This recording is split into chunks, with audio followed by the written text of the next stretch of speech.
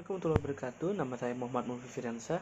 Baiklah, di sini saya akan menjelaskan dari kelompok saya, itu berisi Rezi Aditya, Dian Devara, Vini Fadila, Jody, dan Muhammad Mulki Firyansyah, saya sendiri, yaitu tentang pemetaan COVID-5 ke COVID-PAM APO 07. Baiklah, selanjutnya kita akan masuk ke latar belakang. Baik, di latar belakang, teknologi informasi dapat membantu dalam mencapai sasaran bisnis organisasi serta dapat berkontribusi terhadap nilai bisnis. Namun, dalam penggunaan teknologi informasi, organisasi tidak hanya mengenali manfaat dari penggunaan teknologi, tetapi juga harus mengetahui bagaimana cara mengelola teknologi tersebut agar dapat memberikan nilai tambah yang maksimal dengan risiko yang minimal. Organisasi juga membutuhkan suatu kerangka kerja yang dapat digunakan untuk mengatur, memantau, dan menata kelola nilai terhadap hasil dari penggunaan teknologi informasi, yang mana hal ini dapat dilakukan dengan menggunakan kerangka kerja COVID-5. Next. Nah, di sini ada tata kelola TI. Tata kelola teknologi informasi adalah suatu cabang dari tata kelola perusahaan yang terfokus pada sistem teknologi informasi atau TI, serta manajemen kinerja dan risikonya. Tata kelola TI membangun suatu sistem yang semua pemangku kepentingannya termasuk direksi dan komisaris serta pengguna internal dan bagian terkait seperti keuangan dapat memberikan masukan yang diperlukan untuk proses pengambilan keputusan. Menurut Colbit yang menjadi standar umum tata kelola TI dari lembaga keputusan ISAKA, tata kelola TI didefinisikan sebagai structure of relationship and process to direct and control the enterprise in order to achieve the enterprise goals by value while balancing risk versus return over IT and its processes. Selanjutnya adalah audit sistem informasi. Audit sistem informasi merupakan suatu proses dikumpulkannya data dan evaluasinya bukti untuk menentukan apakah suatu sistem aplikasi komputerisasi sudah diterapkan dan menerapkan sistem pengendalian internal yang sudah sepadan. Seluruh aktivitas dilindungi dengan baik atau disalahgunakan dan juga terjamin integritas data, keandalan dan juga efektivitas dan efisiensi penyelenggaraan informasi berbasis komputer. Selanjutnya, COVID-5. COVID-5 adalah edisi terbaru dari framework COVID ISAKA yang menyediakan penjabaran bisnis secara end-to-end dari tata kelola teknologi informasi perusahaan. COVID-5 adalah versi pembaruannya yang menyatukan cara berpikir yang mutakhir dalam teknik-teknik dan tata kelola teknologi informasi perusahaan, menyediakan prinsip-prinsip, praktek-praktek, alat-alat analisis yang telah diterima secara umum untuk meningkatkan kepercayaan dan nilai-nilai sistem informasi. COVID-5 dibangun berdasarkan pengembangan dan COVID-41 dengan mengintegrasikan file IT dan risk IT dan ISAKA dan standar-standar yang relevan dari ISO atau IEC 38500. Next. Selanjutnya adalah COVID-PAM. COVID-PAM atau COVID Process Assessment Model merupakan suatu model pengukuran yang dapat digunakan pada framework COVID. Proses Assessment Model dapat digunakan sebagai dokumen basis referensi untuk menilai kemampuan teknologi informasi. Proses Assessment Model PAM pada setiap COVID memiliki indikator yang berbeda. Pada COVID-5, penerapan PAM terdiri dari serangkaian indikator kinerja dan kemampuan proses. Indikator tersebut digunakan sebagai dasar untuk mengumpulkan bukti secara objektif agar dapat memungkinkan penilaian dalam memberikan peringkat. Baiklah, selanjutnya kita akan masuk ke domain proses. Di sini kami mengambil APO 07, mengelola sumber daya manusia, area, manajemen, domainnya, alliance, plan, dan organize. Deskripsi prosesnya memberikan pendekatan terstruktur untuk memastikan penataan, penempatan, hak pengambilan keputusan, dan keterampilan sumber daya manusia yang optimal, termasuk mengkomunikasikan peran dan tanggung jawab yang ditentukan.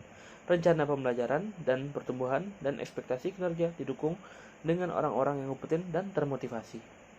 Pernyataan tujuan proses mengoptimalisasikan kemampuan sumber daya manusia untuk memenuhi tujuan perusahaan. Nah, di sini juga banyak proses mendukung pencapaian kumpulan tujuan utama terkait dengan IT.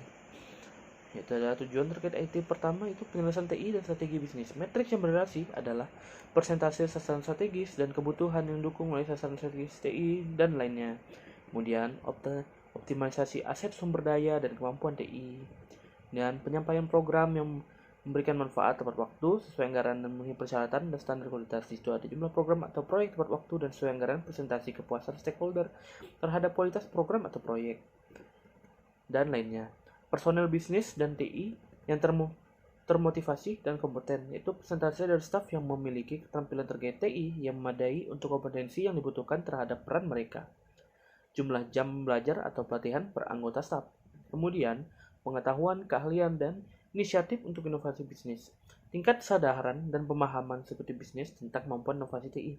Tingkat kepuasan stakeholder terhadap tingkat keahlian inovasi TI dan ide-ide lainnya. Sasaran proses dan matriksnya juga ada, yaitu adalah struktur dan hubungan organisasi TI bersifat fleksibel dan responsif. Matriks yang berrelasi itu jumlah divisi dari katalog layanan, tingkat kepuasan eksekutif terhadap pengelolaan pengambilan keputusan, dan lainnya. Kemudian sasaran prosesnya ada sumber daya manusia yang dikelola secara efektif dan efisien, yaitu adalah jumlah pergantian staff, durasi rata-rata lowongan, kemudian persentase persediaan lowongan menggunakan TI. Next. Baiklah, di sini kita bisa melihat gambar dari AP07 Raci Chart. Nah, di situ ada key management practice-nya yang sangat banyak, bisa dibaca atau mungkin tidak kelihatan. Itu ada board, chief executive officer, chief financial officer, chief learning officer, dan lainnya. Baiklah, di bawahnya sendiri ada AP07 penilaian staff yang memadai dengan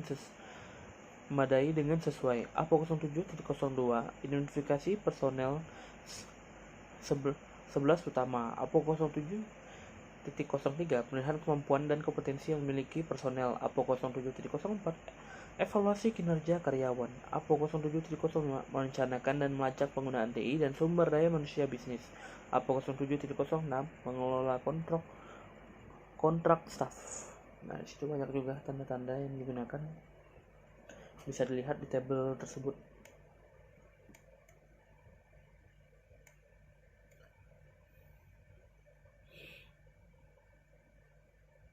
Baiklah, next.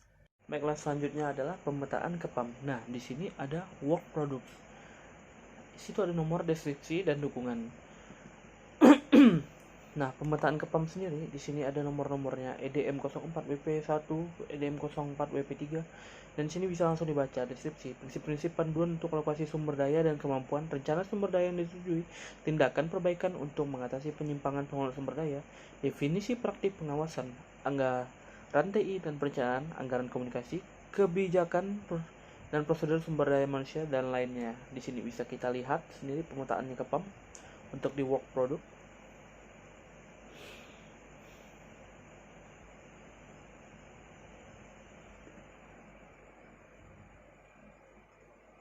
Ada banyak sekali dan juga didukung oleh APO07 BP1, APO0701/02, APO07 BP4, APO0702, APO0701/01, dan masih banyak. Ya, di situ dari input, dan di sini kita melihat dari outputnya. Outputnya sendiri bisa dilihat dari tabel berikut.